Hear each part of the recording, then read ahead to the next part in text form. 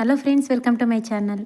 ಇವತ್ತಿನ ವಿಡಿಯೋದಲ್ಲಿ ಇವಾಗಂತೂ ಬ್ಲೌಸ್ ಪೀಸ್ಗಳು ಅಂತಂದರೆ ತುಂಬಾ ಚಿಕ್ಕದಾಗಿ ಕೊಟ್ಟಿರ್ತಾರೆ. ಈ ರೀತಿ ಸಾಫ್ಟ್ ಸೀರೆಗಳದಂತೂ ತುಂಬಾ ಚಿಕ್ಕದಾಗಿರುತ್ತೆ ಬ್ಲೌಸ್ ಪೀಸು. ಬಾರ್ಡರ್ ಸೀರೆದಾದರೆ ನಾರ್ಮಲಾಗಿ ಸ್ಟಿಚ್ ಮಾಡ್ಬೋದು.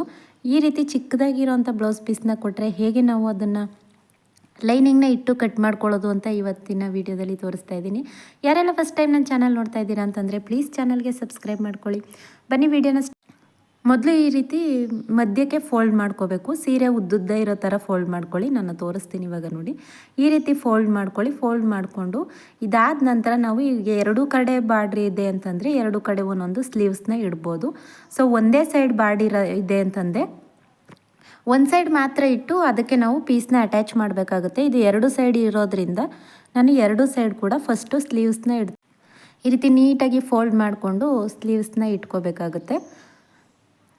ತುಂಬಾ ಚಿಕ್ಕದು ಇದ್ದು ನಿಮಗೆ ಸ್ಲೀವ್ಸ್ ಏನಾದರೂ ದೊಡ್ಡದಿತ್ತು ಅಂತಂದರೆ ನೀವು ಒಂದೇ ಸೈಡ್ ಬಾರ್ಡರ್ಗೆ ಇಟ್ಟು ಇನ್ನೊಂದು ಸೈಡ್ಗೆ ನೀವು ಬ್ಯಾಕ್ ಪಾರ್ಟ್ನೇ ಇಡಬೇಕಾಗುತ್ತೆ. ಸೊ ಇದು ಸ್ವಲ್ಪ ಚಿಕ್ಕ ಬ್ಲೌಸ್ ಆಗಿರೋದ್ರಿಂದ ನಾನು ಎರಡು ಸೈಡ್ ಕೂಡ ಇಡ್ತಾಯಿದ್ದೀನಿ.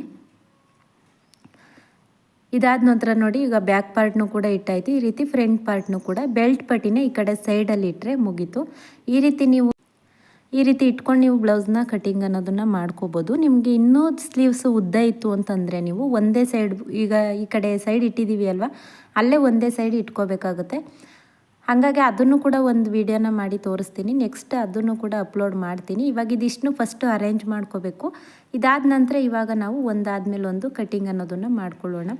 ನೀವು 8-10 ಬ್ಲೌಸ್ನ ಕಟ್ ಮಾಡಬೇಕು ಅಂತಂದರೂ ಕೂಡ ಇದೇ ಮೆಥಡ್ನ ಫಾಲೋ ಮಾಡ್ಬೋದು. ಹೇಗೆ ಅಂತಂದರೆ ಫಸ್ಟ್ ಒಂದು ಬ್ಲೌಸ್ನ ಕಟ್ ಮಾಡ್ಕೋಬೇಕು. ಕಟ್ ಮಾಡ್ಕೊಂಡಾದ ನಂತರ ಇವಾಗ ಒಂದು 5, 6 ಅಥವಾ 7 ಲೈನಿಂಗ್ನ ಮಧ್ಯೆ ಈ ರೀತಿ ಫೋಲ್ಡ್ ಮಾಡಿ ಇಟ್ಕೊಂಡು, ನಿಮಗೆ ವೀಡಿಯೋ ಬೇಕು ಅಂತಂದರೆ ಕಮೆಂಟ್ ಮಾಡಿ, ನಾನು ಅದನ್ನು ಕೂಡ ವೀಡಿಯೋ ಮಾಡಿ ಹಾಕ್ತೀನಿ.